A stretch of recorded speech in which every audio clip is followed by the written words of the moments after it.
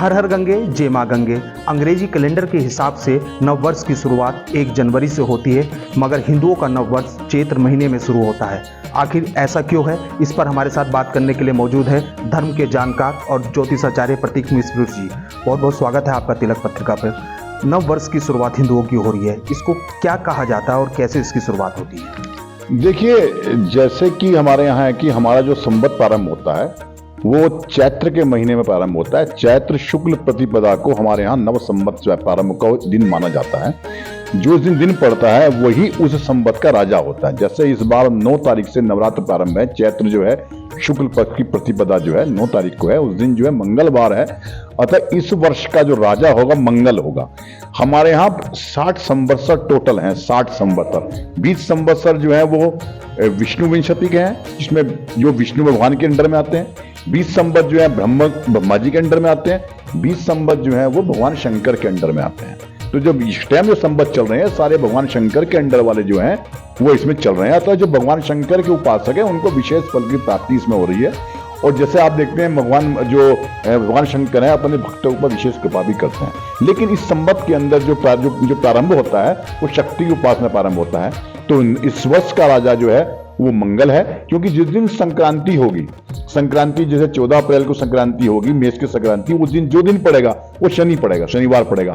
तो शनिवार को जो है शनि जो है इस संवत का जो है वो मंत्री होगा। तो राजा मंगल, मंत्री शनि।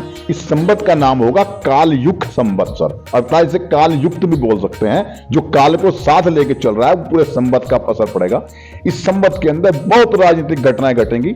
पाकिस्तान के अंदर जैसे कहा जा सकता है कि इस वक्त जो है राष्ट्रपति शासन लग सकता है। किसी मुस्लिम कंट्री के अंदर जो है राष्ट्रपति शासन जो है लागू हो सकता है। साथ में जो है जून के महीने में इस बार ऐसा देखने को मिलेगा, जून जुलाई के 7 जुलाई के मध्य तक जो है कि इसमें 13 दिन का पक्ष पड़ेगा। अर्थात एक पक्ष में 15 दिन होते हैं, लेकिन ये पक्ष जो है केवल जो है 13 दिन का होगा। जैसे महाभारत काल के अंदर महाभारत हुई थी, तब महाभारत काल के समय भी जो है ये पक्ष 13 दिन का ही था। इस 13 दिन में महाभारत हुई थी।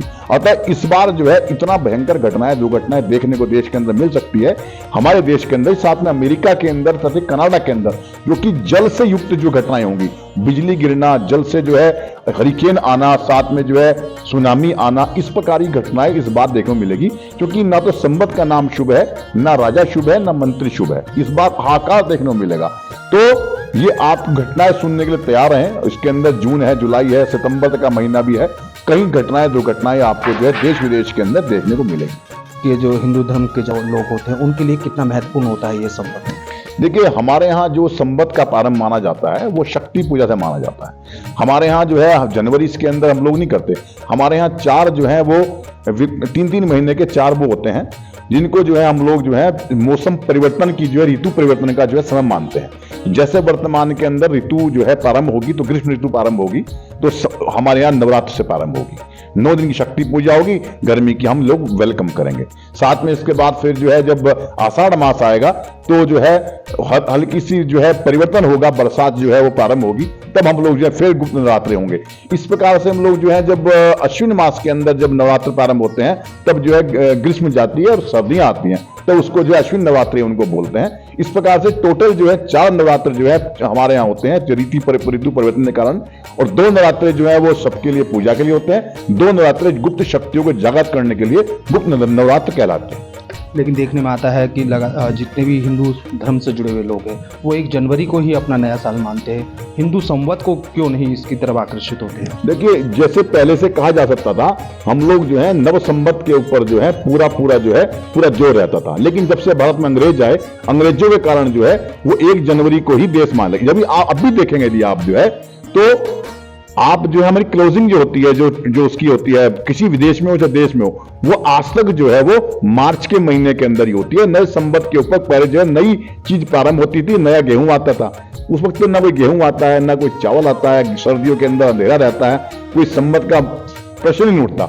इस टाइम देखिए आप चैत्र मास के अंदर जो है हर तरह स्प्रिंग होती है, बसंत होता है और पूरा मौसम भी झूमता है। तो ये नए संवत का स्वागत जो है प्रकृति भी करती है, हम लोग भी करते हैं।